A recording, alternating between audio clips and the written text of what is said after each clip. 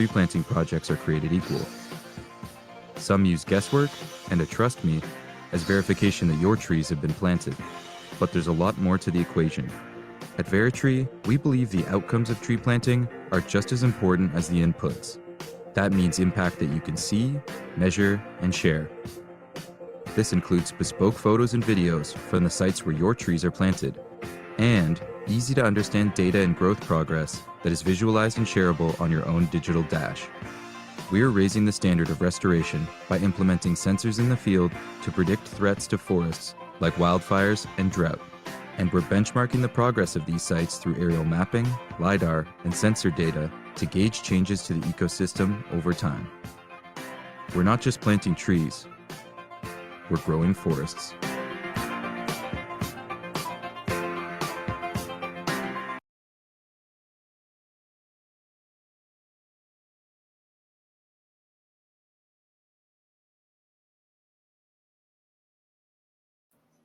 Good afternoon, everyone. Thank you so much for joining us. Just going to go ahead and share my screen here. Excellent.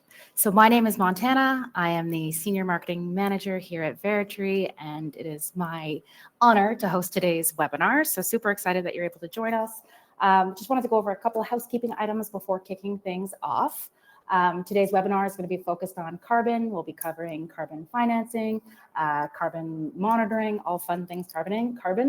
We're going to keep the presentations. We've got two sections of the presentation. We're going to keep that to about 30 minutes, and then we'll have about 10-15 minutes at the end to answer any questions you may have. So regarding any questions that may come up during the presentation, there is a chat feature, so please feel free to interact. Let us know where you're joining us from. Add your questions as they come up, and we'll make some time to go through those at the end. Lastly, I did want to mention that we will be recording today's session, so no worries if you have to drop off, or if you're just really excited and want to share it with a colleague or a friend afterwards, we'll be sending out the recording after today's presentation. So with that, I would like to call on my colleague Joseph to join me here on stage. And I'd love to introduce Joseph. So Joseph is our Director of Carbon Strategy here at veritree. He is a pioneer in carbon markets, and he's actively shaping the global climate solutions he's been actively shaping the climate around these carbon solutions over the last couple of decades. He's developed innovative offset projects and advanced the use of blockchain in climate policy. He's also a frequent speaker and a fierce advocate for natural climate solutions. So with that, I will throw things over to you, Joseph. Thank you. I'll stop sharing my screen. Hi, everybody. Thanks so much, Montana. Thanks, everybody, for joining us.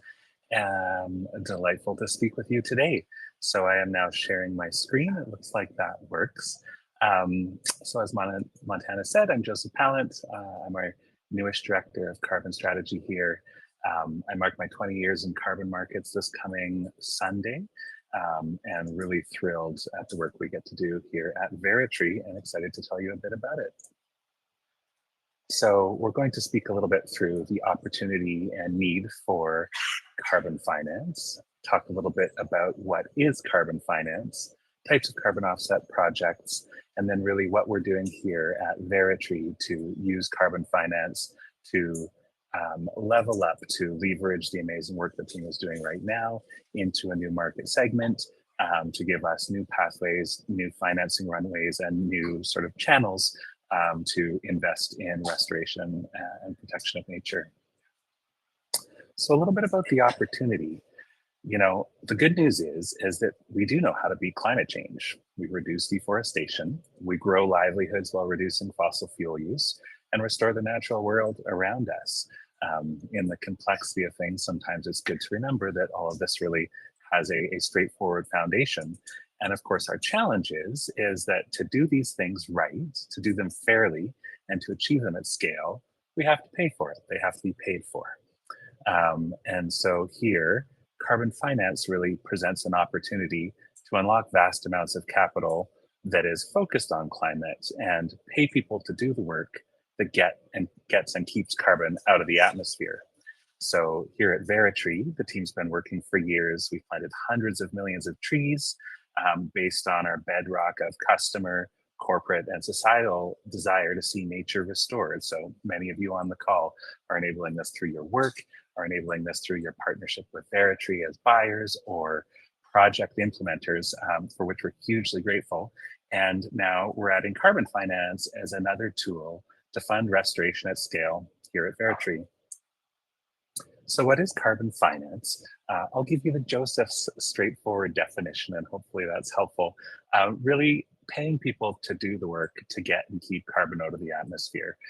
This is another one of those things that boils down to something very simple. Many things people can do out of the goodness of their heart, and we should do that. But after that, it takes resources, it takes work, and it takes people paying people for their work to get and keep carbon out of the atmosphere. And that paying is a component, a sort of fundamental of carbon finance. The aspect of work that I've done in this space most is through carbon offsets. It's a key plank of carbon finance. The outcomes are delineated in tons of carbon dioxide equivalent. So it's really a payment for performance. One develops and delivers these offsets, and they get paid for that work, paid for each ton. And that this clearly creates a new venue for the work we're doing here at veritree. A key thing about carbon offsets is that those emission reductions or removals is carbon that wouldn't have been gotten or kept from the atmosphere if it wasn't for carbon finance, if it wasn't for the project being an offset. Financial additionality is a term folks will have heard if they're following this space, where you couldn't afford or you couldn't pay for this work to be done if it wasn't an offset project. There's also other elements around new technological innovations, new things that haven't been done before that are getting rolled into an offset project and enabling people to take those leaps forward, sometimes even if theoretically it could have happened from a financial point of view, but it's just shown that it hasn't been. I'm not going to give a full carbon market 101, and there's lots of those out there. We may touch on that another time, but there were a couple other key elements around offsets that I wanted to discuss. One of those breakdowns is the difference between compliance carbon markets and voluntary carbon markets. And these are sort of pathways through to really the demand and supply side of offset projects, and also has an impact on the types of standards and methodologies, the rules around creating these carbon offsets. So a compliance carbon market is generally driven through a government mandate. There will often be an emission target that has to be achieved by entities that are captured under this cap. Cap and trade is an example of where compliance markets often come into play. And the government will usually set rules around the standard. So high-level rules of what counts as an offset, and then the offset methodology, which are the technology-specific, the practice-specific rules around how to evidence that this work we do in the environment has this outcome of these number of tons of carbon offsets.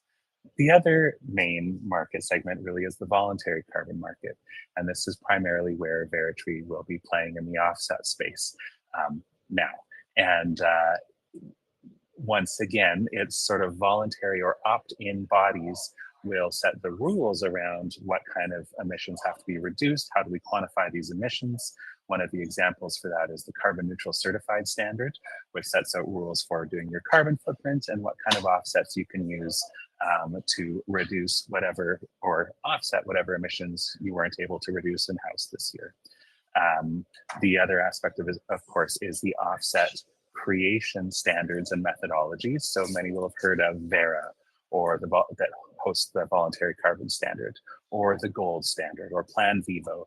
And these are independent bodies that set out the rules for broadly what counts as an offset, and then also either build themselves or onboard scientific work that have been done by others to lay out these are the specific rules for developing your project. And so we are really excited to be leveraging carbon finance to scale our impact at veritree, to take what we've been doing and turbocharge it to the next level. We'll cover some types of carbon projects. Of course, at veritree, we've been focused on reforestation and afforestation, and those are a very key part of the voluntary carbon market. So this is planting new forests or restoring degraded ones to sequester carbon dioxide, get it out of the atmosphere, store it in a forest, provide those carbon and other litany of other amazing ecological and social co-benefits. There's agroforestry, where we're integrating trees into farming and creating new value streams to support the establishment and protection of that forest long term. There's improved forest management, where people who manage a forest can actually go about doing that better, doing it in ways that get or keep carbon out of the atmosphere, and being able to finance that work to pay for it by the carbon benefit created. Finally, in the tree focused aspect, there's avoided deforestation, also known as REDD+. And this is really protecting forests that are under threat, that would be provably being cut down and reducing carbon over time. And in that protection, preventing those carbon emissions. There's also another kind of two main types in this broad basket of nature-based carbon offset project types. We're of course just focusing on the NBS, nature-based solutions related ones, in our webinar and in our work here at veritree. But there's soil carbon sequestration, and then blue carbon, which really is an amalgam of soil carbon and underwater soil carbon in the sediment, as well as the trees and the forests that are created that are along the shoreline. So I've got 3 more slides fundamentally, and what I'm going to talk to you about is where we're going, what our strategy is with this work here at veritree, and what I'm getting to support the team with, and what we're really excited about with regards to carbon markets and carbon finance. So plank 1, or leg of the stool 1, is develop veritree carbon offset projects. Veritree works on the ground to restore nature. We can turbocharge this. We can provide new sources of finance to this, to restore new areas by developing these projects as carbon offset projects. Our marquee project, the one that we're starting with and really deeply engaged with right now, is with our longtime partners in Kenya, Earth Lungs. I know some of the team is on the call, so thank you so much for joining us. And we're just really thrilled to be expanding this work that right now we're doing through veritree's traditional route of verified trees, and our partners supporting that work and having that be the endpoint of the value chain, and then leveling that up to carbon offset development so we can plant new areas and keep this ball rolling.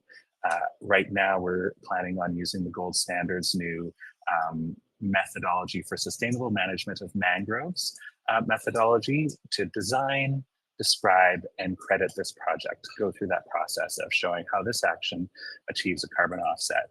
And it's amazing to be getting this ball rolling here at veritree, because our carbon market work really leverages the implementation science and finance skills that have been fostered, that have been honed, and that have been delivered through veritree, and bringing these into the carbon market. Talk a little bit about our product, our technology platform. So our goals and work around carbon finance and carbon markets with regards to our tech platform is really, we're going to take the amazing existing platform and grow and refine it to become an invaluable tool for the carbon market. So those of you that have an impact hub, those of you who have worked with us, will see how we aggregate all of this work on the ground. We use planting photos. We have geotags of where our trees are, drone video, camera traps, bioacoustics. We have our new fancy LiDAR drone, and we triangulate this with remote sensing that right now we get from Planet Labs. And so this has been really effective in supporting our partners to understand the work that they're financing, to trust it, and really to experience it. And I think as we move forward, we have this competitive advantage in the space of having a really strong ground game. We are out there on the land, we know what's going on. We can connect this to the profusion of remote sensing work that has been really booming over these last few years to get the best possible take on what's happening in the forest and in our project. And so we're building this out into the carbon market. I think the one word to describe what we have now and what I want to continue to develop even deeper is experience. We need to trust our projects. We need to understand that they're happening, be able to evangelize and speak about them. How do we do that? We can do that when we've experienced these projects, and that's what we're aiming to do with our tech platform. The users of this, of course, will be ourselves at veritree to help really display and show the work that is being done on your behalf on the ground. We're also looking at other people who can value this work, other project developers, carbon rating agencies who are seeking to better understand the quality of the projects that they're researching, geospatial data providers. Can we provide that ground game for these folks who are up in the sky to really stitch together the best possible product? And people who have carbon offsets to sell. When people can experience their project, when they can understand it better, it makes it a lot easier to sell those and bring those to market and get those offsets into people's hands. Finally, because we're ready to roll on this, because we're rolling and because the market is asking for the opportunity to invest in carbon projects and to have carbon tons available for going carbon neutral or making progress towards net zero, we are working to fill our carbon offset pipeline. It takes some time to develop carbon offset projects, both the technical details as well as getting these trees growing. And so we're developing partnerships with other amazing carbon offset projects who've already issued carbon offsets and have those available so that we can provide these offsets to veritree customers that are seeking this. So this is great if you're seeking to achieve net zero this year, or you're needing to earn a carbon neutral certification for your stakeholders, for your board, for your customers. If you want to contribute to nature in a way that has certified emission reductions and removals, so that you can really be speaking to this overarching climate issue of our time, this is a tool for you. We are deploying the veritree tech stack on these existing projects to support the developers of the projects to understand and communicate their project better, to generate the profound data that comes out of that, and to display this up into impact hubs for buyers of these offsets and really deliver that veritree experience of these partners that we're partnering to deliver. Coming soon, we are excited that we'll be announcing the first project partner very soon that we're working with. They have a really amazing, powerful project that we're really excited to partner with and to use their great work that they have on the ground and their data already and integrate it into our tech stack to make something really compelling, really unmissable for the carbon market. And we will update you about that in future webinars. Thank you so much. And thanks for having me on.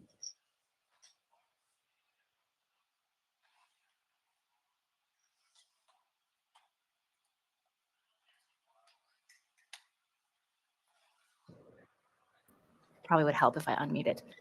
Thanks so much, Joseph. I'd now like to invite my colleague David to the stage. David Turner is our geospatial and field technology lead at veritree. He joined the team last year and he's played a really pivotal role in shaping our data mapping, implementation, and our reporting strategies.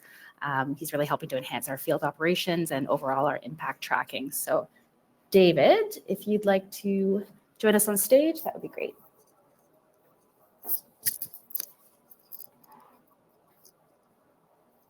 Thanks, Montana. Share my screen here.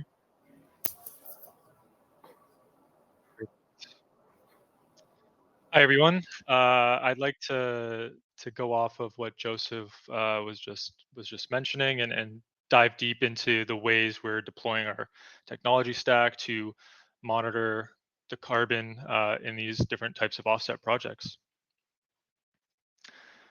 So whether we're developing or plugging into a carbon project through terrestrial afforestation, avoiding deforestation, blue carbon, or any of the other methodologies that Joseph mentioned, we want to ensure that veritree's values or the veritree experience of accountability and transparency are maintained.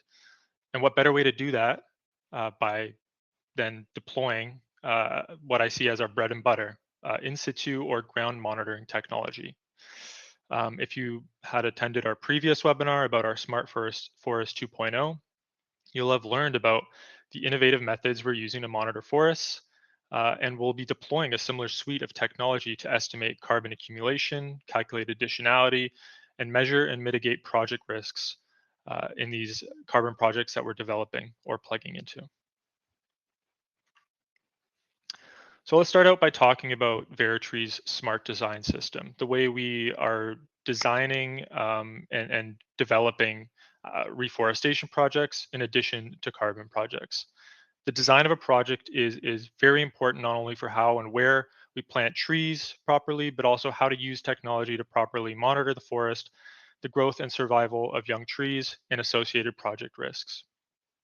Using a combination of different remote sensing data sets, including land cover, NDVI, canopy height, and above ground carbon, we can determine baseline and reference areas within our project site and outside the project site. And based on these different areas, we're able to deploy technology, perform field surveys, and execute drone flights in a strategic fashion, providing us with accurate and useful data to be used in our carbon survival and risk modeling. So talking about carbon modeling, we've been recently developing a carbon model, a blue carbon model, in collaboration with the University of Alberta and our amazing planting partner Earthlungs, as Joseph previously mentioned. This methodology will accurately estimate above ground carbon in coastal mangrove ecosystems. The model was trained and validated using UAV LiDAR point cloud data, using the state-of-the-art DJI Matrice 350 RTK drone, which carries a Zenmuse L2 LiDAR sensor, as well as on-the-ground forest inventories, wood density sampling, and soil sampling from the East African mangroves of varying densities and maturities. The output of this model, as you can see on the bottom right, is an estimation of above ground carbon density and an output raster layer at 1 meter resolution, which can be used to establish baseline carbon stocks and help to monitor blue carbon projects over time. As you can see here, we are using Planet Labs data, their forest carbon diligence layer, comparing it with our own, and helping to validate our own model, but also help us to understand that our model can be used to estimate carbon at a much more granular level. We're also in deployment of a very similar carbon model for terrestrial and agroforestry projects that'll allow us to develop or monitor a variety of different carbon projects under different methodologies. Now I'd like to dive into a bit more of the veritree technology suite. The first piece of that being the veritree app, a tool that was developed in collaboration with our planting partners, allowing for offline field surveying, project management, and evidence collection. This system makes it easy to collect field data, again, fully offline, and evidence that is required to submit when developing or monitoring a carbon project, when having to submit data and evidence to a registry or standard.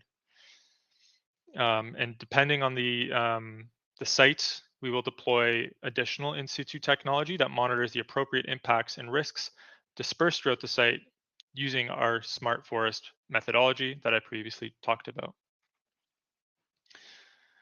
We use a variety of different technologies to both monitor risks and impacts. So trail cameras allow for the consistent measurement of tree heights in mangrove environments where the trees are growing very rapidly, and to monitor grazing activities in terrestrial environments, which is a large risk for early growth. Soil sensors provide data on capacity for carbon storage and tree growth based on soil temperature and soil conductivity, as well as monitoring risks such as drought and erosion. Wildfire sensors provide real-time detection of wildfire events and spread patterns. Tree dendrometers provide tree growth, light, temperature, and humidity data at 5-minute intervals, helping to understand live carbon accumulation and live monitoring of a number of physical risks. Salinity samples are taken at all of our planting sessions to understand risks of sitting freshwater in mangrove ecosystems, a very large risk that can kill a lot of younger mangroves, and also feeds into our hydrology plans for where we want to dig trenches and provide manual irrigation at our mangrove sites. And finally, forest inventorying and LiDAR mapping, as I previously mentioned, helps us to continuously monitor carbon stocks and validate our carbon model outputs. So that's a bit of an insight into the different ways that we're using our current smart forests and our technology stack as it relates to our advancement into the carbon market. Thanks, everyone. Awesome. Thank you, David. I'm going to invite Joseph to join us back on stage if you can. And I'm going to open up this part of the webinar over to Q&A. So if anyone has any questions, now's a great time to pop into the chat, throw any questions in there. I'll give it a couple minutes for people to find the chat. Oh, we have a question already. Awesome. Okay, so the question is, how do you select and evaluate your carbon partners? Maybe I'll throw this to Joseph. Thank you, Rasika. That's a great question. So I'll take this one specifically around looking at existing carbon offset projects and who we are looking to partner with in that regard.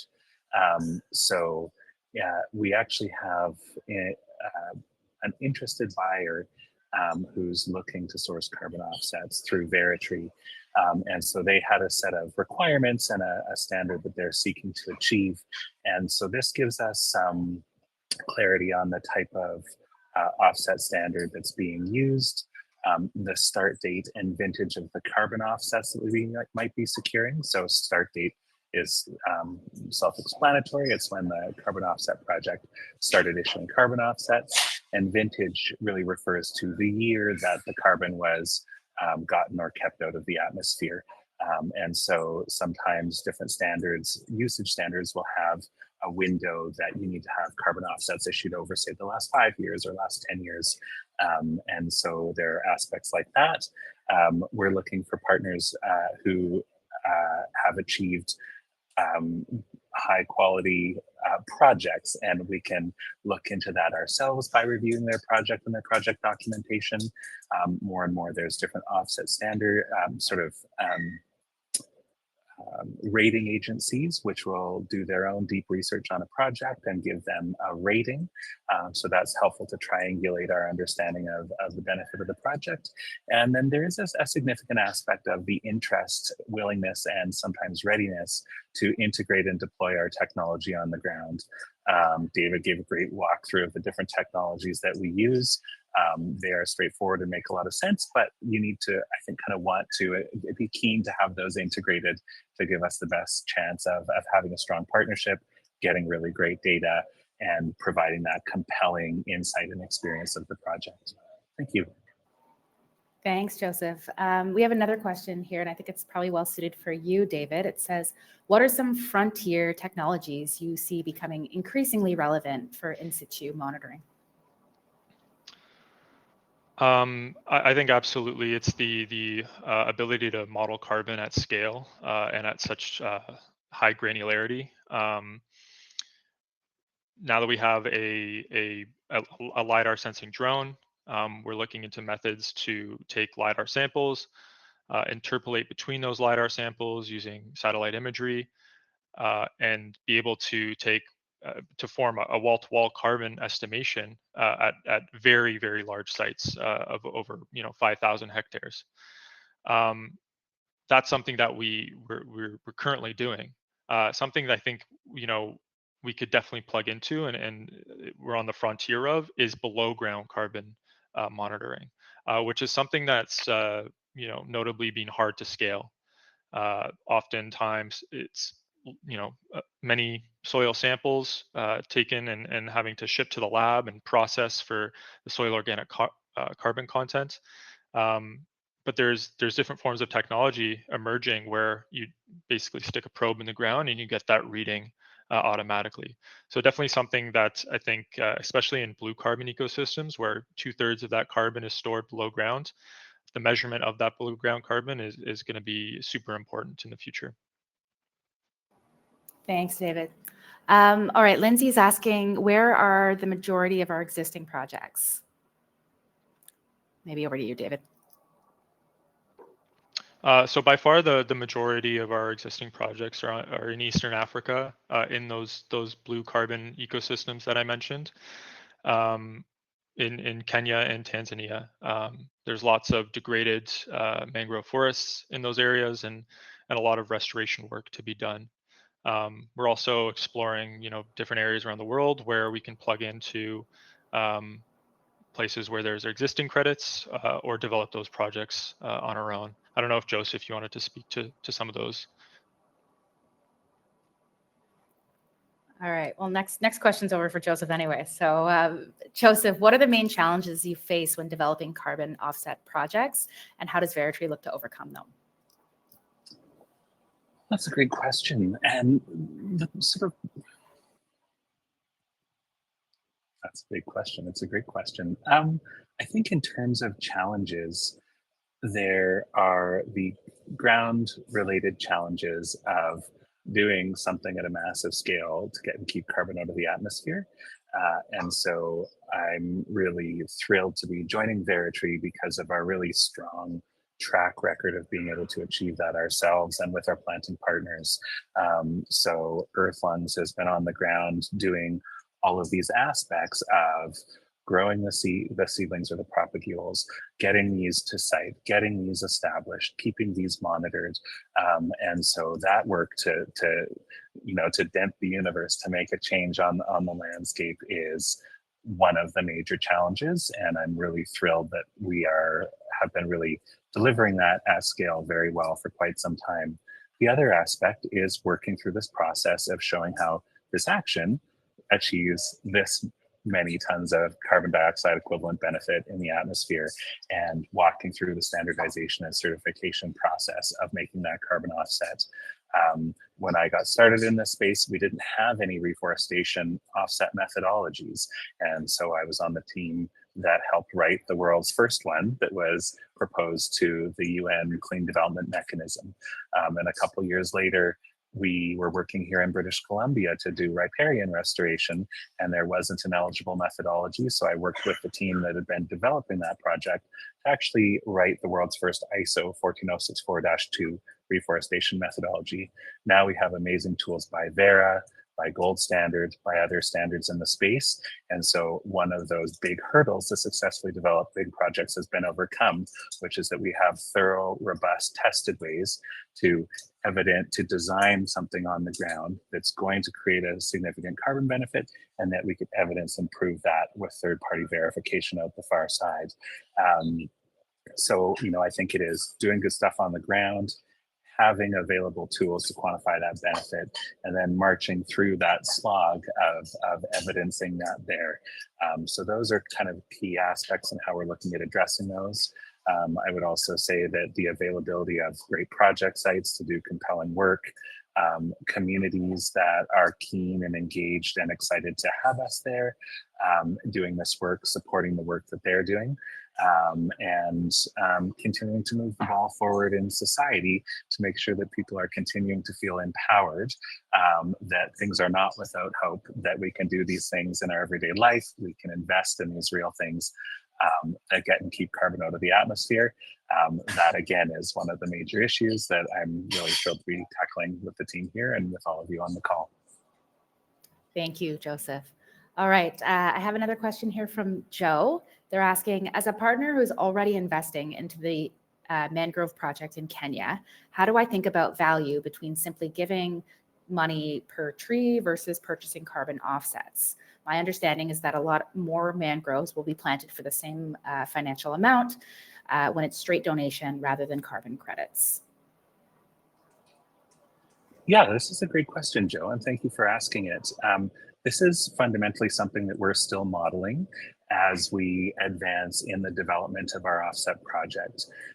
And a lot of this really comes down to those details of how we convey what's going on the ground, and how that spools up to tons of carbon dioxide equivalent that have been gotten out of the atmosphere, and the price that we're able to bring those to market. I know that this is a really crucial element of the development of this program here at Veritree. We want this to be additive to the work that we do under verified trees. We want to provide this as another option for our partners, but not to take away from the other work that we're doing. And to be additive to the value that you're getting by engaging with our work. We're going to be actually trying to figure out this exact same answer and have transparency. And I'm kind of even excited to have a little bit of a ticker around it. Like, I think this would be a neat thing to roll in even into our platform, is helping people understand the trees that are getting planted, or the landscapes that are getting protected, per dollar or per chunk of their investment. So do follow up with us on this. But I think it's something that we can do because we have all of this verification of our trees, an understanding of our existing work, and all this fine-grained tracking of it. And I do think that being able to understand it and convey it in our work is really going to help improve and bolster our offering of a carbon product at veritree. Great, thank you, Joseph. All right, I think we've got 2 questions left and probably just enough time to answer both. So the next question is from Neha. Would there be any variation or difference in the quality of CO2 data collected depending on the location, or what other factors could influence the quality of data? I don't know if that's maybe best directed to you, David? Yeah, for sure. In short, no. There are very few factors that'll affect the quality of carbon data or carbon model outputs, as long as the way that the model is being trained and validated is suited to those specific locations. A carbon model designed for blue carbon and in a mangrove ecosystem used in a terrestrial North American forest is going to have a ton of error and a ton of variation. You need to make sure you're training this model using the appropriate allometric equations, forest inventories at the exact site, using a lot of different variety in the species of trees, the maturity of the trees, density of those trees. So when I talk about the blue carbon model being, properly validated and trained, all of those necessary requirements are done so on the ground at in the area where that model can be applied. And it's quite a common problem in a lot of the above ground carbon models that are global in a sense.